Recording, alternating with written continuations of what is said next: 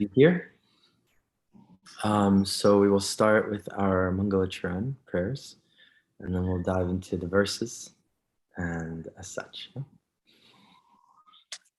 Om Jnanati Mirandasya Jnananjana Shalakaya Chakshurun Militam Yena Tasmai Shri Gurave Namaha Shri Chaitanya Manobhishtam Stapitam Yena Bhutale Swayam Rupa Kadamayam Dadati Swapadantikam Vandeham Shri Guru Shri Yuta Pada Kamalam Shri Gurun Vaishnavamscha Shri Rupam Sagrajatam Sahagana Raghunatham Vitam Tam Sajivam Sadvaitam Savadutam Parijana Sahitam Krishna Chaitanya Devam Shri Radha Krishna Padam Sahagana Lalita Shri Vishakam Vitamscha Hey Krishna Karuna Sindhu Dinabandhu Jagatpate Gopesha Gopika Kanta Radha Kanta Namostute Tapta Kanchana Gaurangi Radhe Vrindavaneshwari Vrishabhanu Sute Devi Pranamami Hari Priye Nama Om Vishnu Padaya Krishna Prishtaya Bhutale Srimate Bhaktivedanta Swaminiti Namine Namaste Saraswati Deve Gauravani Pracharine Nirvishesha Shunyavadi Paschatya Deshatarine Vanchakalpatarubhyascha Kripa Sindhubhyaivacha Patitanam Pavanebhyo Vaishnavebhyo Namo Namaha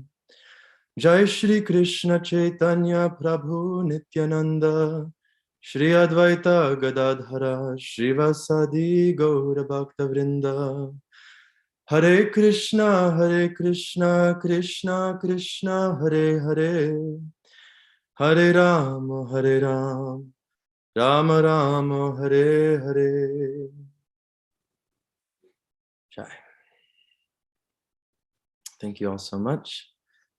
So I'll share my screen here. I think I should be able to do that. We are reading from Srimad Bhagavatam, Canto 10, Chapter 1.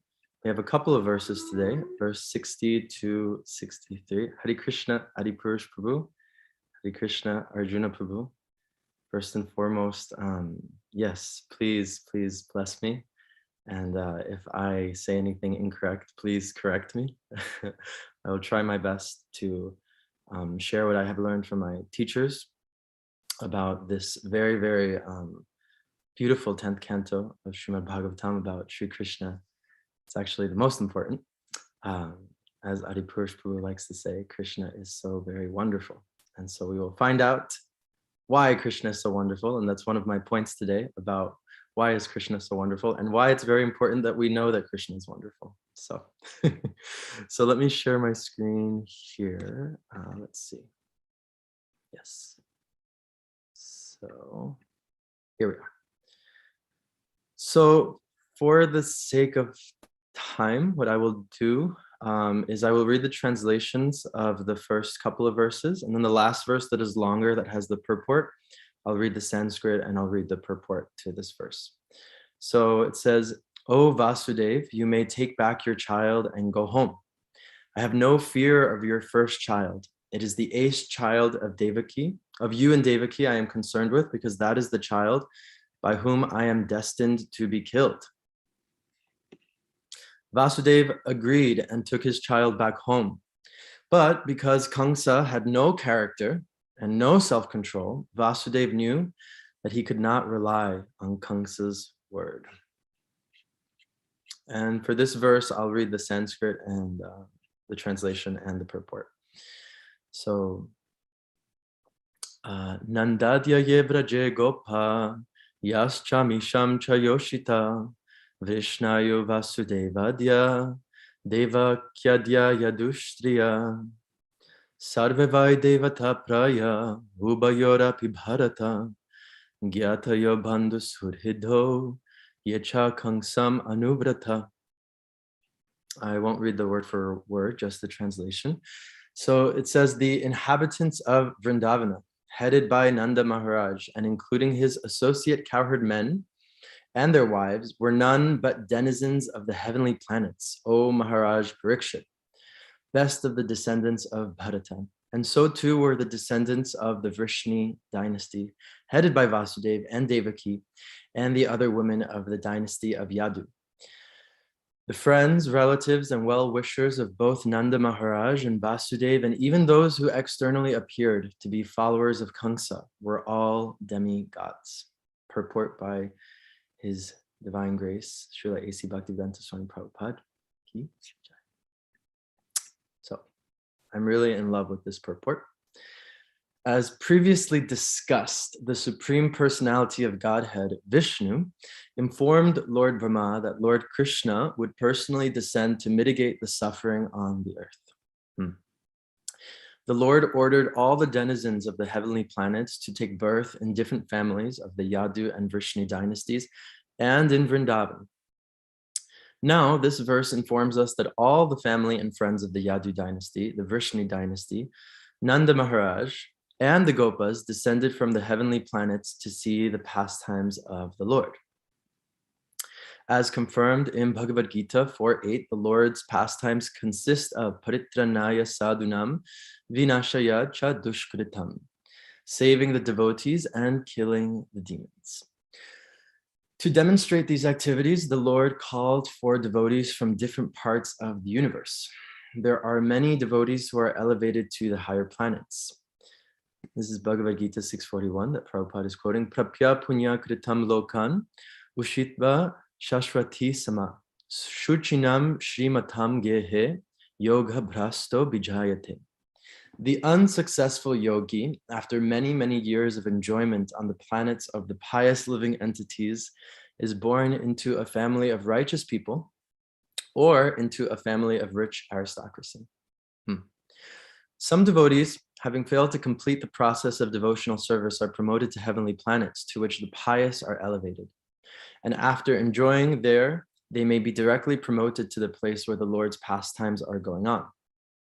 When Lord Krishna was to appear, the denizens of the heavenly planets were invited to see the pastimes of the Lord. And thus, it is stated here that the members of the Yadu and Vrishni dynasties and the inhabitants of Vrindavan were demigods, or almost as good as demigods. Even those who externally help the activities of Kamsa belong to the higher planetary systems. The imprisonment and release of Vasudeva and the killing of various demons were all manifestations of the pastimes of the Lord. And because the devotees would be pleased to see these activities personally, they were all invited to take birth as friends and relatives of these families. As confirmed in the prayers of Kunti, Srimad Bhagavatam 1.8.19, Natyo Natya Daro Yatha. The Lord was to play the part of a demon killer and a friend, son, and brother to his devotees, and thus these devotees were all summoned. Jai. Srimad Bhagavatam ki Jai. So, there's many points that I would like to make. Two main points, and I will tell them to you now so that I don't lose track, because sometimes I lose track and I go off into many points. So the 2 points that I want to discuss about in this verse are about our understanding of Krishna. Srila Prabhupada uses this language sometimes, of being rightly situated. So understanding our position and understanding Krishna's position is actually quite important. And then therefore understanding Sambandha, or our relationship with Krishna, and how important this is as well. So that is point number 1, and I'll dive into this. And then the second point, which I don't know how much time I'll be able to dedicate, but I think it's an important point, is why were these words spoken? So who is speaking these words? Why were they spoken like this? So in the first point that I wanted to make about our understanding of Krishna and our relationship with and to him, Srila Prabhupada is quoting very nice verses here about the purpose of Krishna's descent, to relieve the earth of this burden, right? So at the beginning of this chapter, if we remember correctly, Mother Earth is coming to Lord Brahma and supplicating to please relieve her of her burden, of all of these wars and all of these false kings, demons who are coming in, right? And so Lord Brahma tells her to not worry, because just in a short amount of time, Sri Krishna will be descending into the earth, and all of his associates, demigods, will also be coming in the form of the Yadu dynasty, Vishnu dynasty, and the inhabitants of Vrindavan. However, what I would really, really like about Srila Prabhupada's purport here is that towards the end of the purport, he speaks about Queen Kunti, and he speaks about her prayers. And so I wanted to look a little bit at this verse, because it's really important what Srila Prabhupada is trying to say here. And I think one of the main things that Srila Prabhupada is trying to help us understand is this difference between spiritual vision and materialistic vision, right? So vision of those that are able to understand that the demigods are descending, that actually this is all part of Krishna's Leela, right? As opposed to an asuric vision or a demonic vision or a materialistic vision, which is the vision of Kamsa, who is in constant anxiety, right? That he's going to be killed by Krishna. And therefore he's acting like just, you know, a demon. He's acting really badly. He is imprisoning his own sister, or he's about to imprison his own sister right after this, right? And he was about to kill her as such, right? And so when we go to this verse that Srila Prabhupada is mentioning about the prayers of Queen Kunti, this is Srimad Bhagavatam 1:8-19. The verse itself is saying Queen Kunti's prayers to Lord Krishna, but this one specifically is talking about Krishna as a dokshaja, right? As the one that is imperceivable by our external sense perception. And so she is saying that you are being beyond the range of limited sense perception. You are eternally irreproachable factor, covered by the curtain of diluting energy, and you are invisible to the foolish observer, exactly as an actor dressed as a player is not recognized. And in the purport here, I won't read too much of the purport, but it's really, really beautiful. And I can even actually share my screen so that we can all read together. So this is the purport of this. I wanted to read just this part. So by he, Srila Prabhupada is referring to Krishna. So Krishna is accepted as the Supreme Personality of Godhead by such authoritative personalities as Vyasa, Devala, Asita, Narada, Madhva, Shankara, Ramanuja, Sri Chaitanya Mahaprabhu, Jiva Goswami, Vishwanath Chakravarti, Bhakti Siddhanta Saraswati, and all other authorities of the line. He himself has declared as much in many places of the authentic literatures. And yet there is a class of men with demoniac mentality who are always reluctant to accept the Lord as the supreme absolute truth. This is partially due to their poor fund of knowledge and partially due to their stubborn obstinacy, which results from various misdeeds in the past and present. Such persons could not recognize Lord Sri Krishna even when he was present before them. So even when Krishna was present before Kamsa and all of these other demoniac personalities, they could not understand this. Such persons are like the modern scientist. They want to know everything. Oh, wait, I think I skipped over some stuff. Another difficulty is that those who depend more on their imperfect senses cannot realize him as the Supreme Lord. Such persons are like the modern scientists. They want to know everything by their experimental knowledge. This is not possible, to know the Supreme Person by imperfect experimental knowledge. He is described herein as a dokshaja, or beyond the range of experimental knowledge. All our senses are imperfect. We claim to observe everything and anything, but we must admit that we can observe things under certain material conditions only, which are also beyond our control. The Lord is beyond the observation of sense perception, and Queen Kunti accepts this deficiency of the conditioned soul. So this is really, really important, and I wanted to focus on this a little bit about this first point that I was going to make about understanding our relationship to Krishna, understanding our position, and really about understanding our limitations, right? A lot of the times, perhaps in our personal prayers, we can think that our relationship with Krishna is some sort of mundane transactional relationship, which it's not. This is not the correct way to engage with Krishna, right? It's not a prosperity gospel, as many say, right? We're not praying to Krishna, oh Krishna, please give me a Mercedes Benz, because then I will finally be happy and life will make sense. And then I will believe that you're Krishna, right? Like if you make this thing go right in my life, then I will actually believe that you're the Supreme Personality of Godhead. So this is not correct. And this is not our philosophy. This is not how we approach Krishna. And rather, we are understanding, as mentioned here in Srila Prabhupada's Purport, that our faith really is coming from our lineage and our parampara, right? Srila Prabhupada is mentioning all these acharyas in our line that have confirmed that Lord Krishna is the Supreme Personality of Godhead. And therefore, we really have to continue to take shelter of the Bhagavatam, take shelter of these saints, take shelter of their stories. And by take shelter, I mean hearing every day as much as we possibly can. And the reason is because we are living in Kali-yuga, as we know. And I think that as the time goes by, I mean, I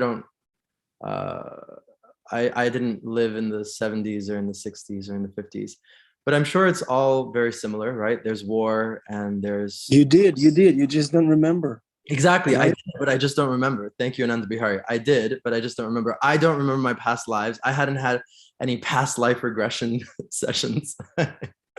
But you know, I feel like it's getting more Kali-yuga as we go, right? Like I saw a meme the other day. Sorry to bring up a meme in Srimad Bhagavatam class, but I saw a meme the other day that was like, our generation is living through our third once in a lifetime event, right? So it's like, okay, we have this economic and we have the pandemic and we have now imminent war. It's like all these things going on. But really, our understanding in Krishna consciousness is, where am I taking shelter? What am I seeing as truth? And what am I seeing as reality? Am I mistaking material reality for actual reality? And if that's the case, then that's actually really going to have a really detrimental and negative effect on my Krishna consciousness. Because instead of looking to the acharyas and the saints for answers, instead of looking to the Bhagavatam as Sri Krishna, right? Bhagavatam as Sri Krishna, we are going to, unfortunately, just take it for granted and move towards a ritualistic understanding or a ritualistic practice, right? Where I'm just kind of going through the motions of my bhakti. I'm going through the motions of my japa. I'm going through the motions of, quote unquote, being, you know, a devotee. And so there are so many external things which are important, right? Like there are important things of why we're showing up to our practices, why we're chanting our japa. Even when we don't feel like chanting our japa, we still must chant our japa. However, really our relationship with Krishna deeper than that. And I dare to say that when we cross those boundaries, or when we cross those places where we're feeling some friction or some rub, or you know, we're feeling those moments where we don't want to chant, or we're feeling shaky. When we cross those moments, and I'm speaking from my own personal experience, when we cross those moments, actually that's when our faith and love in Krishna deepens. When we decisively, you know, say, no, I will not be taking shelter of Maya. I will not be engaging in this nonsense. And that's not to say that we shouldn't be aware of what's going on in the world, right? We should be aware. However, going back to the verses here in Bhagavatam, it's very clear that Queen Kunti is saying that Sri Krishna is misperceived by others, right? And actually, this verse in in Bhagavad Gita, verse 9:11, Sri Krishna himself is saying, "Fools deride me when I descend in the human form," right? And that they don't know my transcendental nature, like this. So I was listening to a lecture by His Holiness Radhanath Swami, and I'm seeing here in the comments, I wanted to just mention something, that we had the Cold War, the Vietnam War, and assassinations. Yes, exactly. So the point is there that this is always going on, right? This is always going on in the material world. All of these reversals and up and downs and left and rights and sufferings are always going on in the material world. And therefore, it really behooves us to ask this question of what are we taking shelter of? Where is our focus as devotees of Krishna, or as people that are trying to be devotees of Krishna? I can speak for myself. I am trying to be a devotee of Krishna. So I was listening to a lecture by Radhanath Swami, and he was actually speaking on this point. And he was speaking on this point. The name of the lecture is "Why is Krishna Dancing with the Gopis?" So that'll be much later in the 10th canto, the Ras Lila. But His Holiness Radhanath Swami was making this point that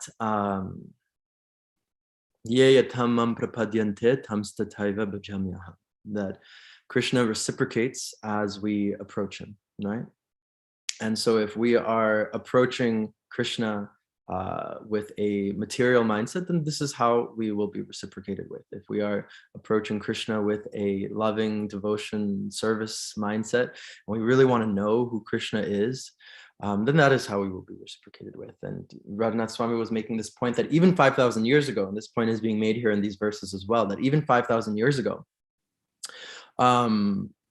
after Lord Krishna's advent, right? That there were so many people in the world that they did not believe that Krishna was the Supreme Personality of Godhead.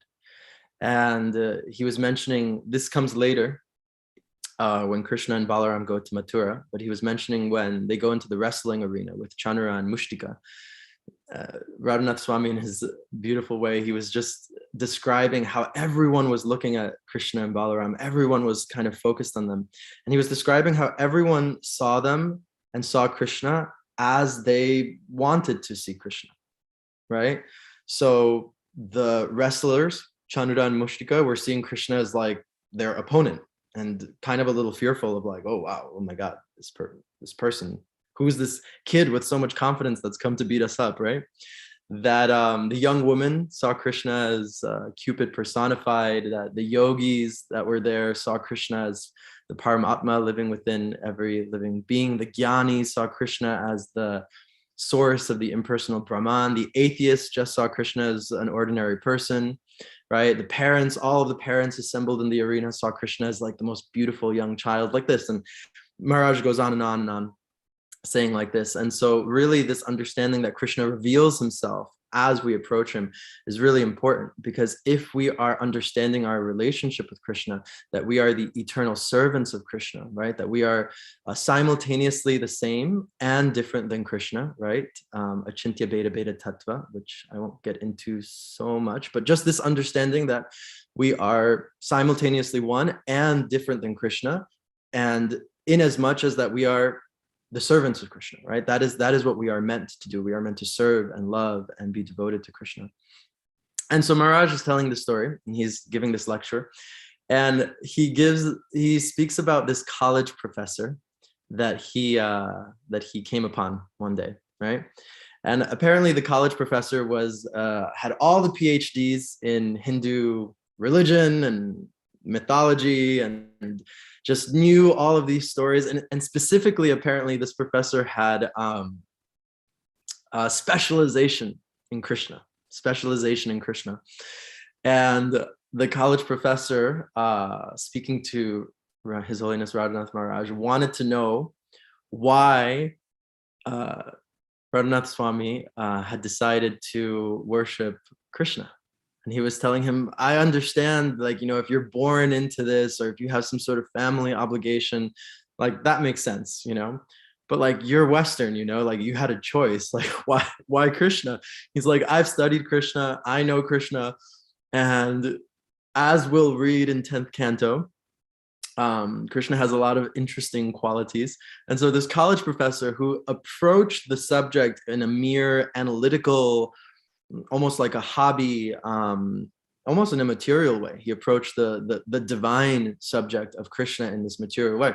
So the college professor is saying to Radhanath Swami, Krishna's not like, for lack of better words, like not the coolest kind of, I mean, I think Krishna's pretty cool, but not the coolest kind of deity out there. Like he's a thief, he's a liar, he's like playing all these tricks on all the gopis, he's like causing all this mayhem in Vrindavan, he's a fraternizer, right? He's naughty, the list goes on of this college professor who's saying all these things about Krishna.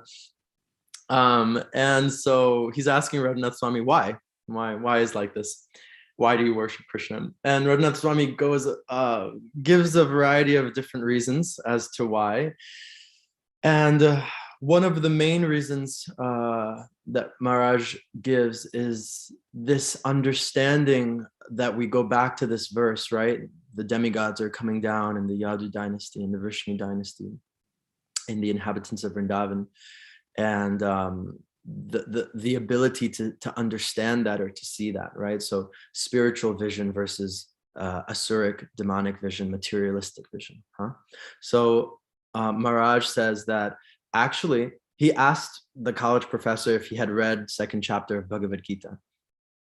And the college professor said no, that he's just reading about Krishna because that's his specialization. And so Maharaj gives a lot about understanding things in a systematic way, right? So systematically going through the scriptures, right? Bhagavad Gita before going into Srimad Bhagavatam. And of course, the first 9 cantos of Srimad Bhagavatam before coming into the 10th canto of Srimad Bhagavatam. And there's many advices out there about approaching the literature in this way and learning from an acharya and a saint in our line so that we can approach it with a devotional understanding as opposed to a mere academic understanding. And Maharaj is speaking to this college professor, and he was telling him that he was telling him a story about Srila Prabhupada.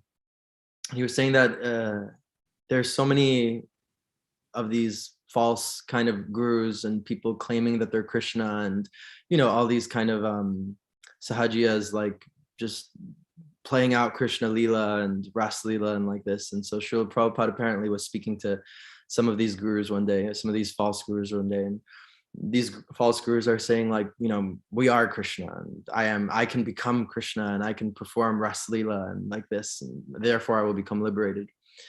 And Srila Prabhupada says, okay, that is fine. If you want to do Ras Lila, you can do. But first you have to do one thing. And these false gurus are saying, okay, what shall we do? And Srila Prabhupada says, you must lift Govardhan Hill with the pinky of your left hand for 7 days. And that is how you will qualify yourself as Krishna. And of course, obviously, they could not do that.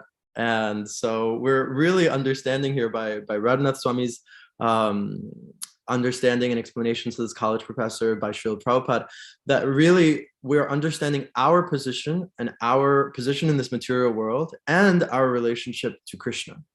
And I'll really quickly here go into this second point, although I don't have much time, but I'll try not to smush it. And the second point is, why were these words spoken? Because I was reading Srila Vishwanath Chakravarti Thakur's purport to this, and it seems like these verses, especially these 2 verses, 62 and 63, specifically about the demigods coming in the Yadu dynasty, Vishnu dynasty, etc. So Srila Vishwanath Chakravarti Thakur says that the verses are either spoken by Shukadev Goswami, or they can also be taken as the words of Narada to Kamsa. Right? And so he gives these 9 reasons. If it was Narada who spoke these words to Kamsa, he gives these 9 reasons. And I won't go through them all just because time, but I'll focus on 2 that really struck me. So right, you can imagine the scene. Vasudeva has been trying to convince Kamsa about not killing Devaki. They're all together. Kamsa is here. Kamsa started to say it's okay, but then right after this verse, we'll see that Kamsa retracts his decision and decides to imprison Vasudeva and Devaki. So Vasudeva and Devaki are present. Kamsa is present, and Narada is coming and speaking these verses potentially. And so two of the reasons, it says to drown Vasudeva and Devaki in an ocean of bliss by cutting down their doubts of whether the Lord would really appear. And the other reason is to please Devaki and Vasudeva by making them blissful, even in those circumstances of suffering.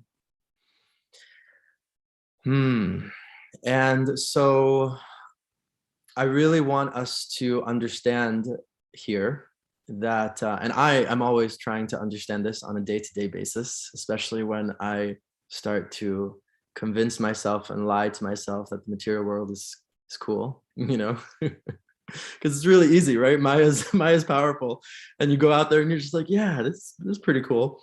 So I'm trying to remind myself, and I think that this is really the message here, that there will always be suffering in the material world, actually. And this is the nature of the material world. And that understanding our position in that material world, to not be a part of it, to not only depend on our external sense perceptions, because as we know, they get us in trouble, right? Like, I'm not going to go into that, but my sense perception, my senses get me in trouble, right? I can say that for myself. So they get us in trouble.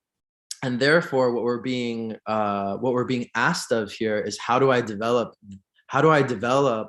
that spiritual consciousness? How do I develop bhakti? How do I develop the spiritual eyes in which I can see, right? See beyond these material underpinnings. And so now we're coming to this point of, well, why are these verses being spoken? And these are 2 reasons out of the 9. And I really love this one of making Vasudeva and Devaki blissful even in times of suffering, because I think that, and I'll try to wrap this up in 5 minutes so we have time for questions. I think that in times of suffering, it's actually much easier. It can be easy to get the mind get usurped by all of that, right? It's easy to dive into all that suffering, dive into the drama, dive into the gossip, dive into all of that, you know, stuff. And we see it, right? Like, you turn on the news and it's there, right? It's there, and it's really easy to get involved in that stuff and feel like you have to participate. I feel like, especially now, kind of in modern contemporary social media, it's like you feel like you have to participate in every single conversation that's going on. And I'll just say one thing, and again, this is coming from my personal realizations, that the more you participate in the material conversations of every single thing that's going on in the world, the less time and energy I have to participate in the most important conversation, which is my conversation with Krishna and Guru and the Bhagavatam. And so the more I'm like, but I have to comment on this, but this is going on in this part of the world, and this is happening here, and like, you know, it's like I will actually be drained of my energy. So then when I do approach Krishna, it will turn tasteless, right? I'll just like, it'll be tasteless. And the last thing I'll say here, because I have 2 minutes. I want to really leave time for questions, is yes, understanding. There's this beautiful verse in Srimad Bhagavatam that I go to often. It's verse 58, chapter 14, canto 10. This padam vipadam natesham, right? Understanding that there's actual danger at every step in this material world. And padam, right? That actually our goal as Vaishnavas is not this material world. We really need to just get that in the head. Our goal is padam, right? This is Vaikuntha, this is higher, this is going back to Godhead, right? This is actually our goal. And something really, really beautiful here in this verse is, how do we get there, right? How do we actually get to going back to Godhead. And so this verse says, Samashita ye pada palava plavam, by accepting the boat of the lotus feet of the Lord. And what happens when we accept the boat of the lotus feet of the world? What is the realization of the material world once we actually accept that shelter? Bhavam budir vatsa padam. The ocean of material existence and material suffering becomes like the water contained in a calf's hoof print. So I'll wrap it up here, although I had a lot more and I wanted to get into stuff, but we have no time. And so these main points, just to wrap it up, that I'm making is to understand our position that we are in this material world. However, we must work really in our spiritual practices to develop that spiritual vision, to develop and continue developing our faith and turning to the acharyas and saints, turning to the Bhagavatam, so that we don't fall into materialistic ways of thinking, asuric ways of thinking, where we are actually taking faith in the material world, right? That's literally the opposite of our conception of our philosophy. And that second point that I made of why were these words spoken, Srila Vishwanath Chakravarti Thakur giving 9 reasons, we went through 2 of them. And I didn't focus on one of them, but cutting down their doubts, right? So really we have to understand that there is a possibility, right? We see it in the example of all of these saints in our lineage, that there is a possibility of staying Krishna conscious, even in those circumstances of suffering. And I'll just say one last thing. I saw a video of the devotees in the Ukraine right now on ISKCON News, and it was really, really powerful what they said. This specific devotee, I can't remember his name, but he was kind of reporting on the situation and saying what was going on and etc. But his mood throughout the entire, and he said this, his mood throughout was, we just want to serve Srila Prabhupada. We just want to be of service to Srila Prabhupada. That's all we want to do. And I was like, wow, like, that's amazing. Like, your country might be falling apart and still they're able to maintain that.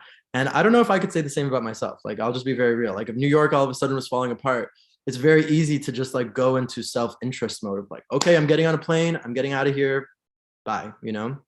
And for those devotees to just be like, no, we're just trying to serve Srila Prabhupada's mission, that to me was very striking.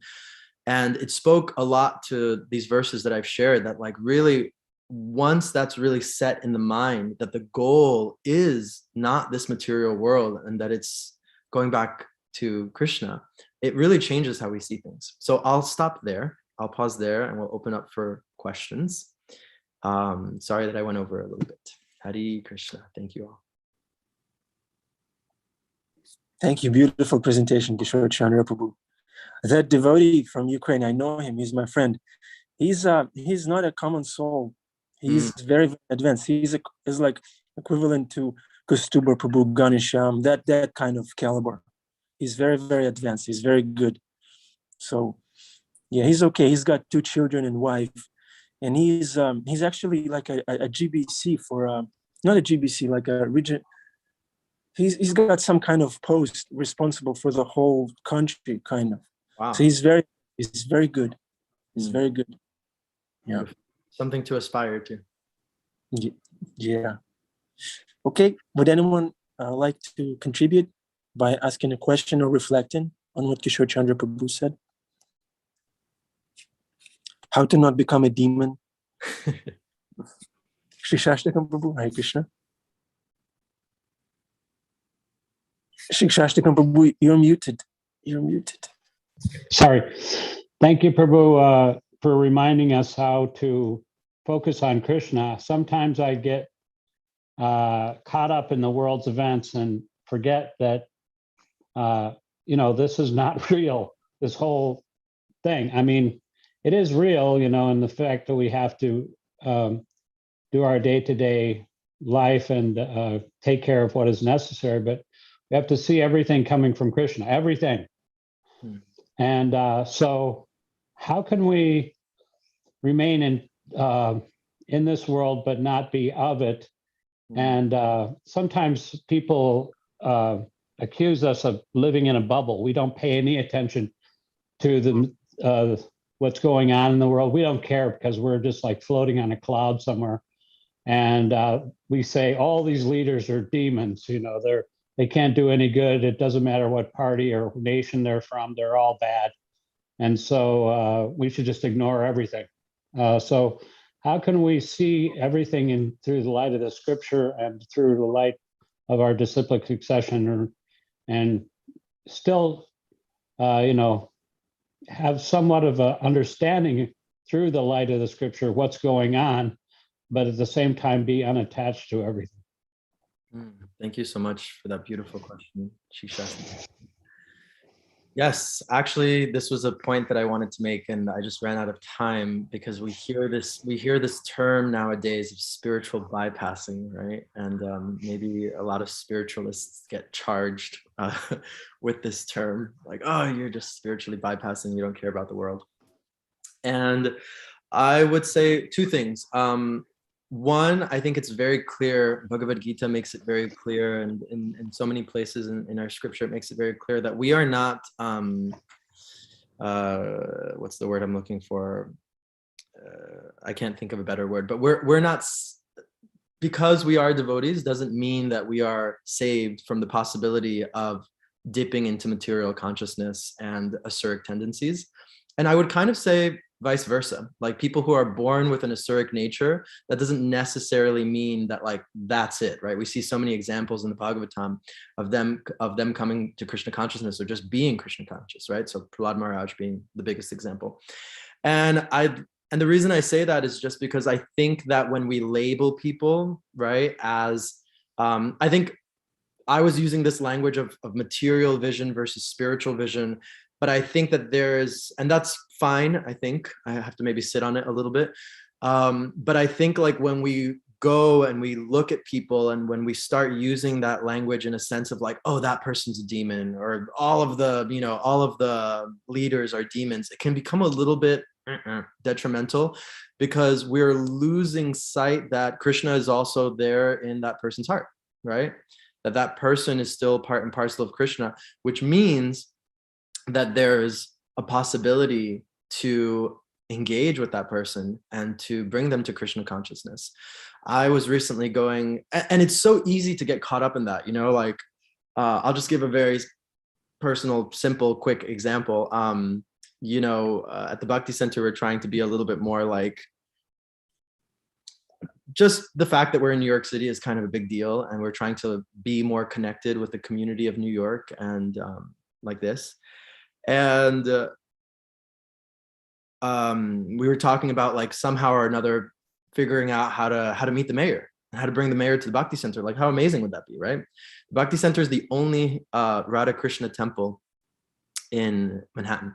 So yeah, we thought it would be a great idea. And then one day I saw on the news, I have a little bit of a social justice streak because I used to be a social worker.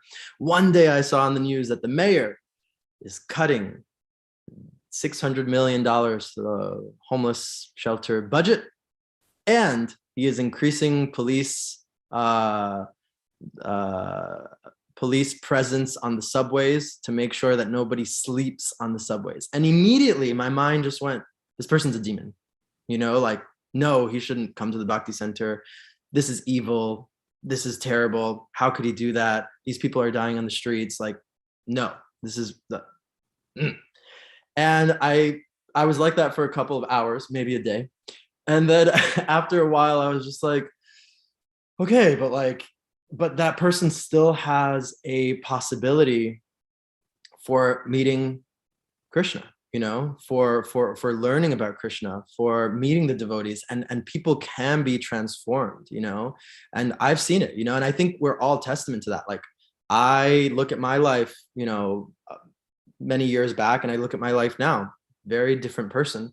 And so I think if we start to maybe practice our, I don't know if compassion is the right word, but just practice our, let's use it as a space holder for now, practice our compassion in a sense of like understanding that the jivas are just caught in this situation, right? These leaders are also, who are doing evil things, they're also caught in this material situation. They might be way more down, entangled in it than we are. And that's really mercy. And that's really Srila Prabhupada's mercy and Shri Krishna Radharani's mercy, right? And so I think that, I don't know, I think that maybe a simple prayer that we can do for these leaders is like, I hope some mercy comes their way. You know, I really hope some mercy comes their way. And so that they can have their eyes opened, as opposed to this like, oh, that person's a demon and I'm not, right? I'm great. Because I think that that creates, that I feel like will create more of the bubble that you're talking about. Like we're over here, you're over there. And I also think that many people in our movement do a lot of social welfare activity, and social welfare is important. And so we look at someone like Radhanath Swami, whose projects in India are like so astounding, and how he helps. I was just there in January, how they are really helping the environment. We were at Govardhan Eco Village, and we were meeting with one of the Prabhus who was originally when they came to that piece of land at Govardhan Eco Village, there were 6 devotees who came and stayed there, which is like unbelievable to see that started from 6 devotees to what Govardhan Eco Village is now. And he was mainly involved with the agriculture and engineering and etc. And their main, he let us know that what Maharaj wanted and their main mission was, how do we improve the area around us? How do we come here and set up this space and simultaneously improve the lives of everyone around us? So I think if we in our bhakti practices are thinking in that way, right? How can I improve the life of those around me, whether they're devotees or non-devotees, whether they're quote unquote demons or not? How can our teaching centers improve the life of those around us? How can the bhakti center, how can your home or this or etc., how does it improve the life of those people around us? I think it's a much better way of looking at it than being in a bubble, and perhaps that will ameliorate the finger pointing of people telling us that we're in a bubble. Okay, I hope that was. Yeah, let me quickly poke the bubble. Srimad Bhagavatam 7.8.9, Shastra pokes the bubble. Prahlad Maharaj says, "My dear father, please give up your demoniac mentality. Do not discriminate in your heart between enemies and friends. Make your mind equipoised toward everyone. Except for the uncontrolled and misguided mind, there is no enemy in this world. When one sees everyone in the platform of equality, one then comes to the position of worshiping the Lord perfectly." This is the demon speaking, Prahlad Maharaj, verse 7, 8, 9. Hare Krishna. Just wanted to... no, that's Jai Prahlad Maharaj. Jai Prahlad Maharaj. And I think this is perfect. Thank you so much, Ananda Bihari Prabhu, because I think that when we forget the difference between, when we start making distinctions in our mind, we're actually on the mental platform. We're not on the platform of the heart, of the soul, right? Because we're in our mind, and the tool of the mind is a tool. It's actually there to divide and discriminate and say, this is good and this is bad and this is like this and whatever. So we're meant to use it as a tool. However, when the mind is taking over us, Bhagavad Gita says the mind can be the worst of enemies when not controlled under the self. Then we start looking, oh, that person's my friend, that person's my enemy. And we're very much living in those times. However, one caveat that I will say to that is that it's a very high position, actually. And we must be realistic. Because I think like when Ananda Bihari Prabhu was speaking about this special soul in Ukraine, I was really, when I heard that Prabhu speak, I was like, wow, like he must be on another, like I knew it. I was like, he must be on another platform, because I'm not there. Like immediately I thought about myself. I was like, if this was happening in New York City, I'd be like, peace out. I'm leaving the country. I'm absconding.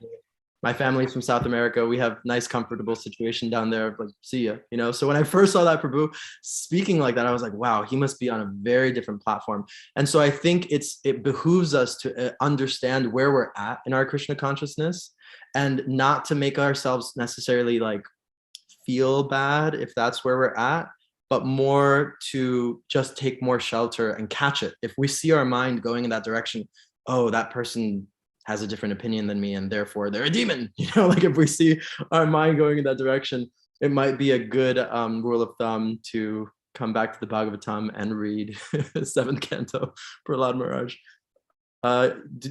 Should we go on a little longer? I see there's another question, Ananda Bihari, or shall we? Yeah, let's take one more. Okay, we'll take one last question. Angelica.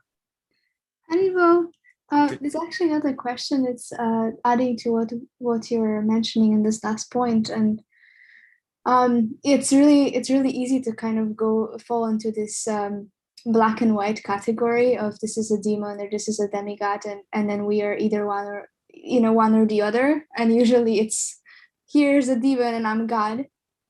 But I recently have been reflecting how even in Bhagavatam, like these stories are, I wouldn't say exaggerated, but there's a stark contrast, so we can really reap lessons from it.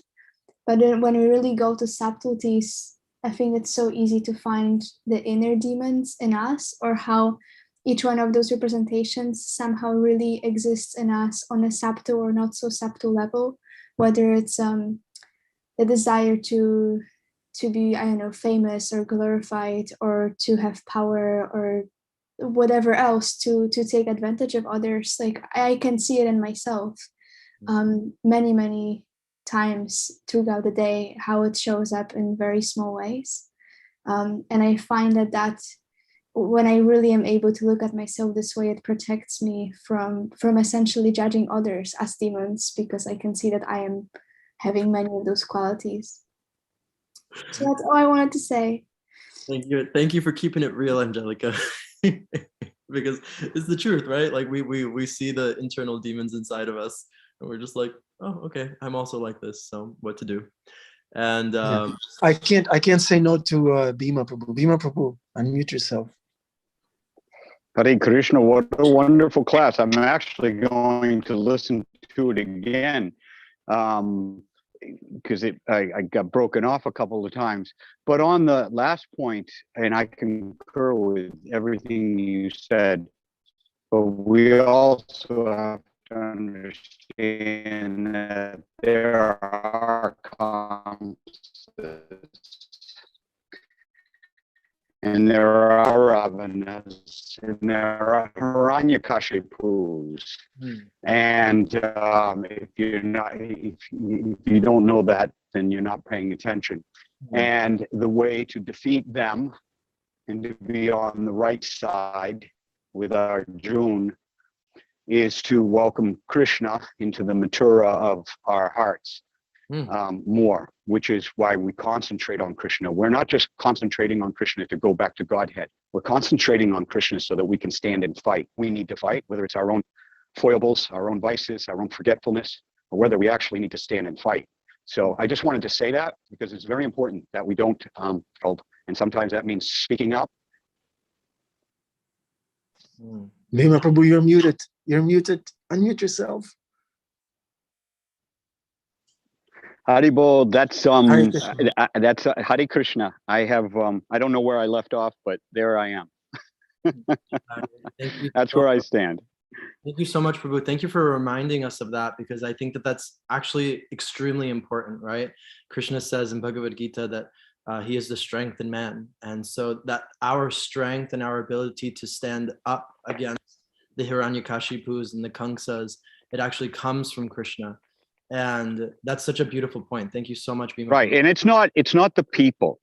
It's we stand for truth with a capital T. We know the truth. We know the truth. It's been given to us in the Vedas and by Sampradaya and from our Guru and from Krishna directly. We know the truth with a capital T. We're not here to judge anybody, persons, but we are to stand up for the truth and to disseminate and expose what is lie with a capital L. And that only means the illusions within us, but it also means the illusions that are being woven around us right now. So we have to be very vigilant because Krishna is the strength and Krishna is the intelligence. And we should pray that Krishna gives us the strength and intelligence to discern what we need to do into the future, because Kali-yuga is happening a lot faster than we thought it would. I know for me, at 60 years of age, I thought I wouldn't see what I'm seeing in my lifetime. I never thought we would descend so quickly into this, into a magnitude of what's going on now. But anyways, that's a subject for another lesson, but that is the story of Kamsa, and it is the story of Krishna entering Mathura and taking care of business. Hare Krishna. Thank you so much, Prabhu. I think that's a perfect place to leave off. As you said it so perfectly, Bhima Prabhu, that that with Krishna's strength that he gives us, we're entering into the matura of our heart. I thought that was so poetic and beautiful. To take care of business. I love that, keeping it real. So thank you so much, Prabhu. And yeah, I think Ananda Bihari Prabhu. Kishor Chandra, what a beautiful, interactive, lively session. Thank you so much for speaking, for standing up for the truth, and for helping us invite Krishna into matura of our heart and take care of all the washermen and all these wicked characters that are in there. Thank you so much.